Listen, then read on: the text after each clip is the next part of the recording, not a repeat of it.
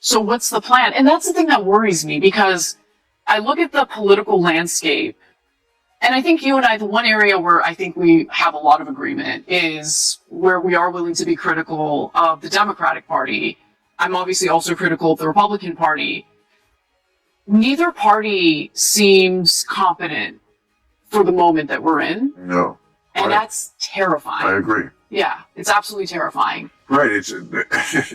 It reminds me of the, I'm sure you watch the World Series every inning. Oh, definitely, but yeah. there was one 18-inning game, which is very long. That was the Dodgers and... Yes, the Dodgers and the Blue Jays. Right.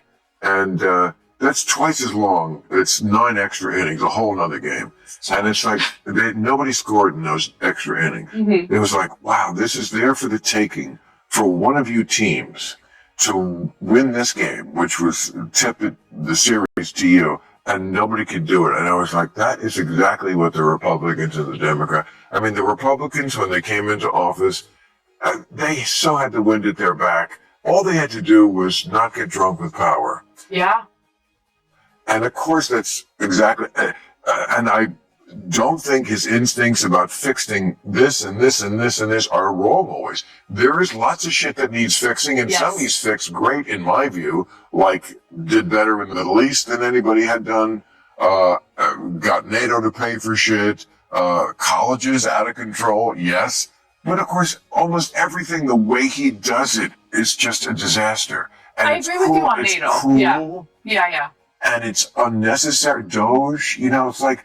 Right. Just unnecessarily asshole-ish to a problem that if you had just, handled it in a just a more humane, human, far-sighted way, you'd have the people behind you, and now you're starting to lose them. Oh, starting because of the economy. Yes. And they, even with immigration, even though they agreed with him, they don't like watching day laborers at Home Depot parking lots get snatched up by masked men, right? Like, they don't like seeing, parents get snatched up by ICE agents as they're dropping their kids off to school. Like, I think Biden really did mess up when it comes to immigration. 100%. So I actually really sympathize with people who were furious over what happened with immigration under the Biden administration.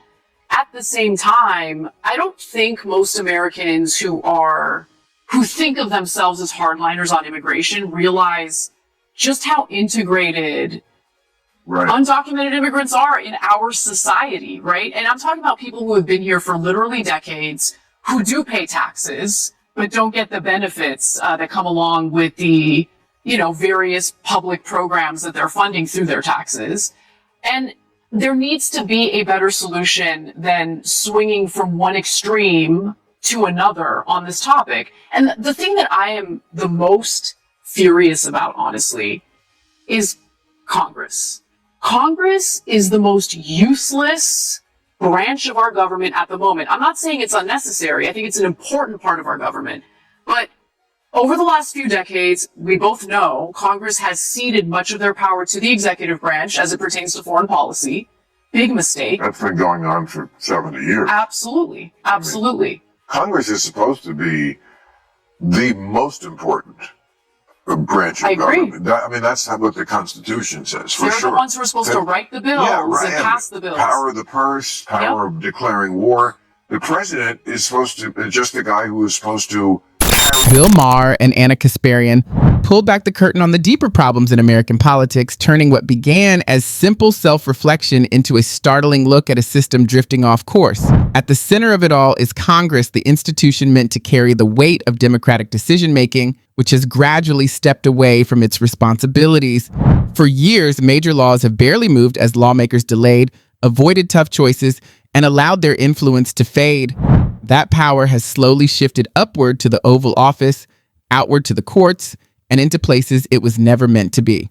When Congress stops leading, presidents inevitably fill the gap, and that weakens the very idea of shared democratic power. At the same time, the country has become so politically divided that disagreements easily spin out of control, with both major parties often caught up in dramatic arguments rather than real problem solving. Debates focus on symbolic cultural disputes, like bathroom rules or pronoun arguments, while issues that shape everyday life, such as wages, housing, healthcare, and the rise of automation, receive far less attention. As AI changes the workforce and large companies gain more influence, Washington frequently becomes absorbed in spotlight politics, leaving many Americans watching leaders respond to major challenges as if they were simply producing short clips instead of finding genuine solutions. He executes it. He's the top executive. But he's like, you hire a CEO to run your company. Right. But he's not the dude. He's carrying out what the guy who owns Starbucks is his vision. Right. Okay.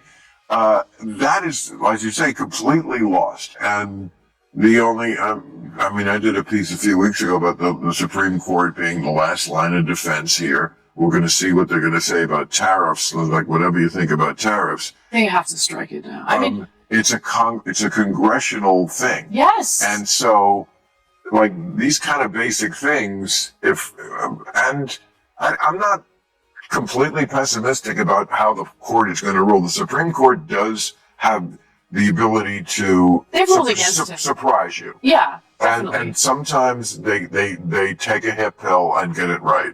Not always, and they have certainly gotten a lot more conservative over the years, but I'm not going to with all Trump stuff, I said this time I'm not going to do it like the first term. Like, when it happens, yeah. Maybe I'll get upset if it's the thing that is worth getting upset about and talking about and critiquing, and I never pull a punch on that. But, I don't give a shit about the ballroom. And if you do, it's just an indication that Trump is much too part of your personality. It doesn't matter. First of all, it doesn't cost you anything. That's the number one thing, and that's the most important thing. Even if it did, it's around, it's like 2 seconds of the interest we pay every day.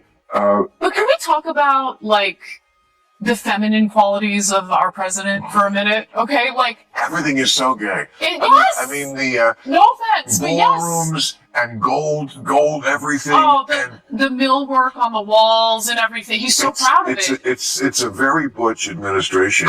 and Hegseth with the, we want no gays. We just want well-shaved, strapping young men in perfect shape. The whole thing is it's amazing. It really is. It's very good. This breakdown in leadership fuels frustration among voters, not because they don't care, but because many feel unheard. And when both major parties struggle to function, presidents stretch their powers and Congress seems unable to act, skepticism starts to feel logical rather than gloomy. Into that emptiness step outrage-driven influencers, fringe outlets, and voices who profit from keeping people upset, turning emotional conflict into attention and attention into income. Arguments replace answers, dramatic reactions replace thoughtful debate, and online systems often push the loudest content instead of the most useful ideas, creating a political environment where performance routinely outweighs real solutions.